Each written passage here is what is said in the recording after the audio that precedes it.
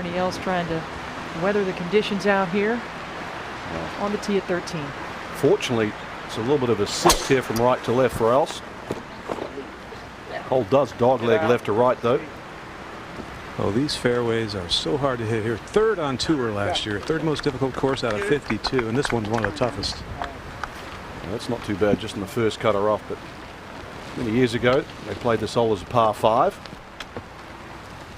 Looking at the 2008 PGA Tour averages, radar stats in our CDW Tech Center. Club head speed on average about 112 and ball speed about 165, and you were talking about that compared to JB Holmes numbers, Nick, and quite a difference. Well, I think that's a lot generated from the conditions right now.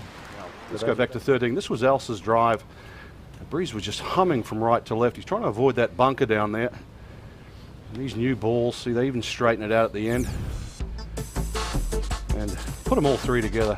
Well, for a start, red, yellow, and blue. Never figured that out. Colorblind, you won't see any of that, but they're all in absolutely perfect position. Now, see the ability just to use the wind, ride the wind. Notice no one tried to cut it against the wind. The longest driver in this group was Ernie Els. Look at that low spin rate there. Under 2,000 RPM, and Nick, ideally 2,300 RPM, 2,400 RPM. That launch angle up a little bit, but that's a very, very flat flight. Yeah, maybe these players can maybe do some of these things intentionally, but you're right. That's what the bombers are doing now. They're getting a high launch, low spin, but the average is about 12 degrees launch and about, as you said, 2,400. So that one was coming out. Ernie may have done something intentionally to kind of keep that one hot in that. Get it to ball through that cross breeze. Next to go will be JB Holmes. And he's by far the longest out here. When you look at JB Holmes, 123 miles an hour. That's the club head speed. That's at least 11 miles an hour quicker than the tour average. Remember, these are the best professionals in the world. Consequently, the ball speed is going to be much quicker. But the launch angle, 11.3. If you don't swing it as fast, you've got to launch it a little bit higher. The spin rate ideal, and basically that all adds up to roughly a 300 yards carry on just about every single hit.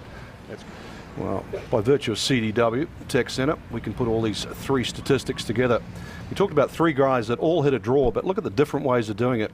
The higher one, Jeff Ogilvy, he launches it with that 2,700 spin rate. That's what goes up a little bit. Kenny Perry, it sort of launches at 12.4. That's a little higher, but then the spin is down. But Boo Weekley, look at this, 9.9 at 26.96 RPM. I got to say, his club manufacturer is going to see that, Nick, and probably change that 9.9, get that up a little bit. Well, I don't know, but that's Boo, though. Boo likes to hit that driving, penetrating shot, and that's probably what you see. And you know, it's the most important thing is you can stand on the range with the launch monitor and ensure you can find a driver that's fantastic. But then when you take it to the golf course, it's just got to fit the way you play. Right you are there. So three different ways. Ball goes roughly the same distance. Now Ogilvy.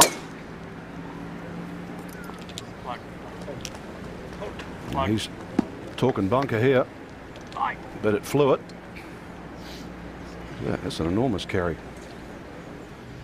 Now let's have a look at the 23-year-old. Compare them that. These are really what some of the players have cranked out. Tag riding's 122 miles an hour. That's really getting it up there. That's close to sort of JB Holmes territory, 121. Anytime you're in that sort of category, you are really long. Adam Scott, no surprise. Look at this. That bunker there, 280 yards, Nick. That's probably a very good move, Frank. Put your old driver back when you've got to come to a golf course when it's so narrow. It's all about precision. Look at that, 119. Anything around 120 miles an hour, believe me, is considered long. And you can launch it a little lower. All these numbers brought to us by CDW Tech Center. And the spin rate there, up a little bit there, 3,300 RPM. That's why he hits the ball so high. Probably reduce that a little bit, and he'd be even longer.